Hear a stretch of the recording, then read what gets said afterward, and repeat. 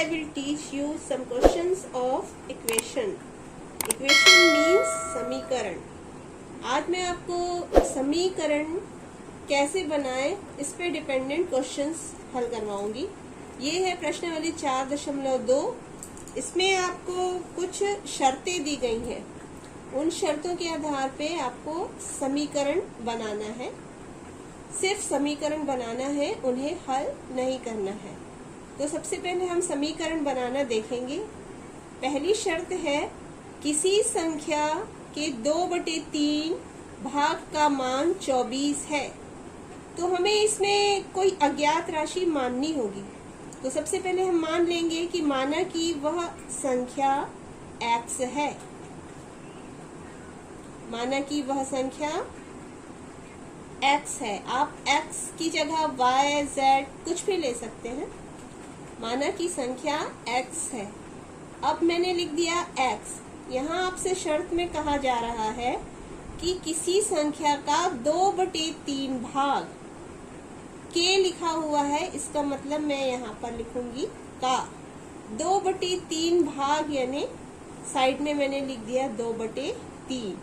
अब मैं लगाऊंगी बराबर का चिन्ह और फिर यहाँ पर मुझे मिल रहा है 24, क्योंकि शर्त में कहा गया है किसी संख्या के 2/3 भाग का मान 24 है. तो मैंने बराबर का चिन्ह लगाया, उसके बाद लिख दिया 24. समीकरण की पहचान है कि बीच में बराबर का चिन्ह होना चाहिए और उसमें चर और अचर दोनों प्रकार की राशियां होनी चाहिए. तो ये आप देख रहे हैं कि हमारे समीकरण में बराबर का चिन्ह भी है और चर राशि भी है और अचर राशि भी है और संक्रियाएं भी हैं. यहाँ पर हमारे पास है संक्रिया का अर्थ होता है गुणा. तो अगले स्टेप में मैं लिख दूंगी x गुणित 2/3 बराबर 24. फिर नेक्स्ट स्टेप में 2 का गुणा मैं x से करूंगी तो ये हो जाएगा 2x अपॉन 3. बटे के नीचे जो 3 है उसको मैं ऐसे ही लिख दूंगी. फिर बराबर का चिन्ह लगेगा और राइट में जो नंबर है वो वैसे ही लिखा जाएगा. तो ये हमको रिजल्ट मिल गया 2x/3 बराबर 24. तो हमें शर्त में कहा गया था किसी संख्या के 2/3 भाग का मान 24 है. तो उसको हम समीकरण के रूप में इस प्रकार लिख सकते हैं 2x/3 बराबर 24. सेकंड शर्त में हमसे कहा गया है किसी पिता की उम्र पुत्र के उम्र की दुगुनी है तथा दोनों की उम्र का योग 51 है. तो इसमें भी हमको एक अज्ञात राशि को मानना पड़ेगा. तो सबसे पहले मैं मान लेती हूँ पुत्र की उम्र. माना कि पुत्र की उम्र है x वर्ष. माना कि पुत्र की उम्र बराबर x वर्ष. यहाँ शर्त में कहा गया है कि जो पिता की उम्र है वो पुत्र की उम्र की दुगनी है. तो जब पुत्र की उम्र है x तो पिता की उम्र हो जाएगी 2x, यानी कि x का गुणा मैं 2 से कर दूंगी. पुत्र की उम्र का गुणा मैंने कर दिया 2 से, तो मुझे मिल गया 2x. और ये जो 2x है वो है पिता की उम्र. अब मेरे पास है पुत्र की उम्र x वर्ष और पिता की उम्र 2x. और शर्त में आगे ये कहा गया है कि यदि मैं दोनों की उम्र को योग कर देती हूँ तो मुझे 51 प्राप्त होता है. तो मैंने लिखना होगा यहाँ पर पहले पुत्र की उम्र x प्लस पिता की उम्र 2x. यदि मैं इनको जोड़ती हूँ तो मुझे मिलता है 51. तो अब मैं उनको बराबर करके लिख दूंगी 51. अगले स्टेप में ये दोनों जुड़ जाएंगे क्योंकि ये सजातीय राशियां हैं. x और 2x आपस में जुड़ेंगे तो हो जाएंगे 3x बराबर का चिन्ह और आगे लिखेंगे हम 51. अब इसे हम हल नहीं कर रहे हैं क्योंकि हमसे प्रश्न में कहा गया है समीकरण बनाइए. तो ये है हमारा समीकरण. पिता की उम्र पुत्र के उम्र की दुगनी है तथा दोनों के उम्र का योग 51 है। समीकरण रूप में लिखा जाएगा 3x बराबर 51। बस यहीं तक इसको बनाएंगे। थर्ड शर्त, किसी संख्या के 1/10 भाग का मान 2500 रुपए है। ये क्वेश्चन भी फर्स्ट क्वेश्चन के ही समान है। इसमें भी हमको अज्ञात संख्या माननी होगी, तो हम x ही मान लेते हैं, पर आप x की जगह और कुछ भी रख सकते हैं, कोई भी चर राशि। अज्ञात संख्या x है, माना। अब वापस यहाँ लिखेंगे x का 1/10, तो यहाँ लिखेंगे का, फिर लिखेंगे 1/10। ये ध्यान रखेंगे कि हमको बीच में संक्रिया कौन सी लगानी है। का कहा गया है तो का अर्थ होता है गुणा 2500 के बराबर, तो मैं यहाँ लास्ट में लिखूंगी 2500। यहाँ फिर से मैंने लिखा x, का मतलब गुणा 1/10 वैसे ही लिखा गया है और 2500। अब यहाँ अगले स्टेप में मल्टीप्लाई यानी कि गुणा, 1 का गुणा x से होगा तो वो हो गया x, बटे के नीचे 10 ऐसे ही लिखा जाएगा और ये बराबर हो जाएगा 2500 यानी कि 2500।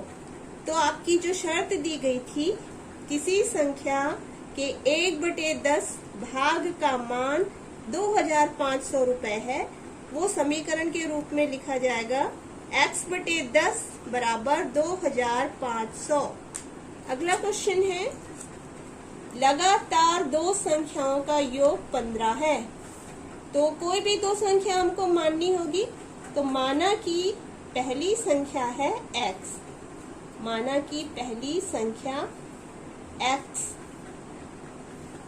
और चूंकि संख्याएं लगातार है, मतलब एक के बाद एक आ रही है, तो उसके आगे की संख्या क्या हो जाएगी, उसमें +1 कर देंगे। जैसे 4, अगर मैं मानती हूँ 4 है कोई संख्या, तो उसकी जस्ट लगातार आने वाली संख्या हो गई 5, यानी मैंने 4 में 1 जोड़ दिया तो मुझे मिल गई 5। लेकिन मैं अगर संख्या मान रही हूँ x, तो उसके आगे की संख्या जानने के लिए मुझे x में 1 प्लस करना होगा, तो मैं x में +1 करके लिख दूंगी, तो मुझे x के आगे की संख्या प्राप्त हो गई। अब मुझे दो संख्या मिल गई, पहली संख्या x और उसके आगे की संख्या मिल गई x + 1। यही मुझसे कहा गया था लगातार दो संख्याओं, मतलब एक के बाद एक आने वाली संख्याएं। तो मैं इन दोनों संख्याओं को लिख दूंगी और बीच में धन का चिन्ह लगा दूंगी। पहले मैंने लिखा x और बीच में धन का चिन्ह, फिर दूसरी संख्या लिख दी मैंने x धन 1, अब बराबर का चिन्ह लगाऊंगी। प्रश्न में कहा जा रहा है कि यदि मैं दोनों लगातार दोनों संख्याओं को जोड़ देती हूँ तो मुझे योगफल मिलता है 15, तो मैं योगफल को लिख दूंगी 15। ये योगफल के लिए मैंने यहाँ प्लस का साइन लगाया है। अगले स्टेप में x और x जुड़ जाएंगे, सजाती हैं, इसलिए 2x + 1 = 15, 2x धन 1 बराबर 15। तो मुझे जो शर्त दी गई थी, लगातार दो संख्याओं का योग 15 है, वो समीकरण के रूप में इस प्रकार लिखा जाएगा 2x + 1 = 15, 2x धन 1 बराबर 15। ये आप याद रखेंगे, लगातार संख्या कहा गया था, इसलिए मैंने यहाँ पर +1 किया है। अगली शर्त में कहा गया है, किसी परिमेय संख्या का हर अंश से 5 अधिक है एवं परिमेय संख्या 19/24 है। इसे मुझे समीकरण के फॉर्म में लिखना है। तो सबसे पहले परिमेय संख्या क्या होती है, तो परिमेय संख्या में अंश भी होता है और हर भी। तो पहले मैंने लिख लेना है यहाँ कि परिमेय संख्या बराबर अंश बटा हर। अब मैं कोई भी संख्या मान लूंगी, चाहे तो मैं अंश को मान लूं या फिर हर को। तो मुझे यहाँ पर अंश को मानना ज्यादा उचित है, क्योंकि प्रश्न में पहले अंश से मानने पे ज्यादा आसानी होगी। तो माना कि अंश बराबर x,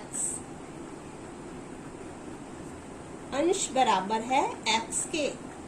यहाँ हिंट दिया गया है कि जो हर है वो अंश से 5 अधिक है, तो हर इसी से रिलेट हो जाएगा।